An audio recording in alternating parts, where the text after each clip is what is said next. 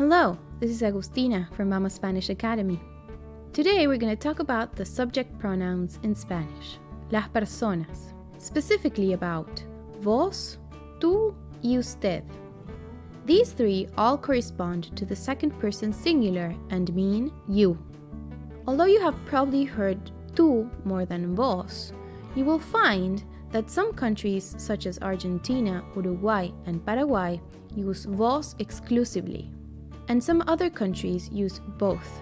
The important thing is that it doesn't matter if you use one of these with a person who uses the other, because the Spanish speaker will understand you no matter what.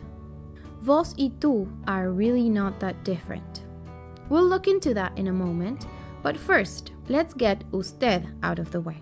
Generally, we use vos or tú for informal relationships, like someone you know personally, or somebody you think of as an equal. Usted is usually used in formal relationships. Let's say if you're talking to an older person, to someone you respect, or is above you professionally, or you can also use usted for someone you don't know, let's say someone you bump into in the street.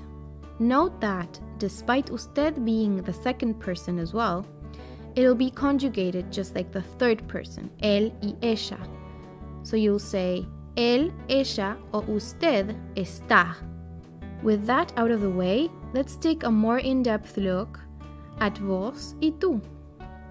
Speaking generally, tú is used mainly in Spain, Mexico, and Venezuela. Vos, on the other hand, is used in Argentina, Uruguay, and Paraguay, to name a few. You can learn one or the other and it really won't matter that much, since Spanish speakers usually know both of them.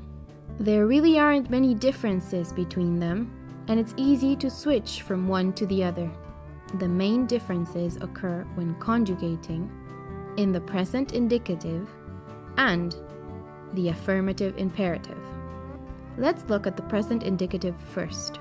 For regular verbs, those conjugated with vos take an accent on the last vowel, and the ir verbs will end in is instead of es. Saltar. Vos saltás, tú saltas. Comer. Vos comes, tú comes. Salir. Vos salís, tú sales. Ser is the only irregular verb that changes its conjugation for vos or for tú. Vos sos, tú eres. Then there's the affirmative imperative. The imperative mood is used to express orders, instructions, and directions. Here, vos is actually much more convenient since there is only one irregular verb that you have to memorize. That is ir. The imperative form is anda. For the rest, you just have to drop the R and put an accent on the last vowel. Soltar, soltá, mover, move, decir, decí. The way to get the affirmative imperative with tú is by also just dropping the R, but this time there are no accents involved. Hablar, habla, temer, teme. And remember, for the ir conjugations, we drop the R and change the I into an E. Partir, parte. But here is where it gets a little tricky. Tú has lots of irregular verbs in this mood. For ar, soltar, suelta, pensar, piensa. For mover, mueve, tener, ten. Hacer, haz. Poner, pon. For ir, decir, di. Venir, ven. Ir, ve. Oír, oye. Salir, sal. And that was it. That wasn't that difficult, now was it? I hope to have cleared some doubts between usted, tú, and vos.